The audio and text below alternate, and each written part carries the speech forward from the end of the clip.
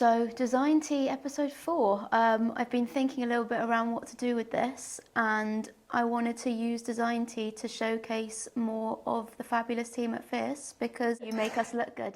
So, thank you for joining me. I really appreciate it. Thanks for having me. You're very welcome. Very excited to be here. So, where do you want to start? Big question. I mean, there's the obvious topic that me and you always talk about that I have got some controversial views on, maybe. That might be a good place to start, which is all to do with design titles. So, okay, well, I have got the controversial opinion that I don't like the title designer, mainly because of the way that other people perceive what it is I do, because I've got designer in my title. As soon as you say designer to people, they think it's all about the pixels. And I think that the title designer is limiting. And it's interesting who you talk to, because I think a lot of service designers have got an issue with their title being designer, whereas a lot of product designers are like, no, that's perfect for me. I agree with that, and I think it's external perception, but it's also, so it's the outside in, but it's also the inside out. And I don't think we help ourselves sometimes in the way that we talk about ourselves and the language that we use. I mean, if someone doesn't have the understanding or whatever, saying to them, oh, do you want a service designer and a visual designer and this designer, they're going to go, no, I don't need that. Yeah. If you go, oh wait, you've got that problem, you need someone to really understand the system and really map it out and actually understand the process. And they go, yeah, I really need someone to do that. Okay, great, you need a service designer, but you don't need to tell them that. Oh, you need someone to help bring that to life and take that really complex information and visualize it in an easy, digestible way. Yeah, I need someone like that. Okay, you look like a Buckley, or you need a visual designer type thing that can work with data. So it's how you actually talk about what we do, I think, that helps as well. Yeah. Or detracts from it the other way around. I think the way you just framed it of what's the problem and what's the support and solution you need, because there's also so many different titles for designers now, which doesn't help the situation. We're our own worst enemies in that sense, because we've come up with so many different names, which in some ways isn't a bad thing, because it gives people a sense of identity and a chance to really niche down and be like, this is how I identify myself, because it aligns most closely to the type of work that I like to do. But the lack of consistency is just difficult for other people, and then even worse for people outside of design who are like, I don't really care about this, I just want to do the thing. But then do you think that everybody should be so niche? Or do you think if you're going to operate within the design and tech industry, you should have a broad-based knowledge of everything, and then you can have areas that you specialise more in? But do you think part of the problem is the fact everybody has become so niche and also so particular about the type of work they want to do? If you looked into any other sector of business or industry, there would be one title for all of that. Yeah, but I do think majority of people should have broad skill sets, because majority of people, when they come into the industry, will mostly work quite broadly and then choose a niche. What I think is missing is the business side of it. Yeah, designers are not taught about business. At what point do you think people should be taught that? I think a lot of people learn it when they get to a certain point because they realise they're going to hit a ceiling if they don't. But I think people should be taught it at the start, because that's part of the issue. You spend 8 years working for clients and you actually don't really understand their business models, or you don't understand how it works. And to me, it's a glaring gap in design education. I'm also coming at this from a perspective of like, I'm interested in that. I know quite a lot of designers who are not interested in that. But then to loop it back round, maybe that's where the title thing comes in, and why some people should be called designers, because they love design, they're interested in just doing the design, and then actually the people who are more business focused, designer isn't the right title for them. But then you are narrowing what design means. Yes. Oh, I don't know.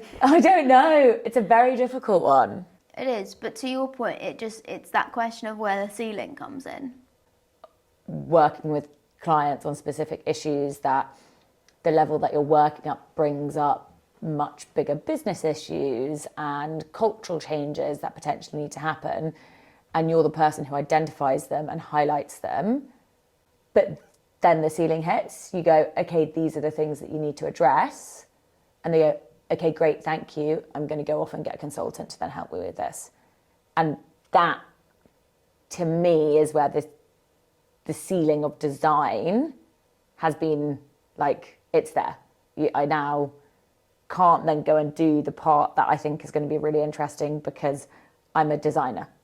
The business, that's the weird one when I go into organisations and their term as the business, and I'm like, sounds like the mafia. Yeah, but also, who is the business? Are we all not the business? Yeah.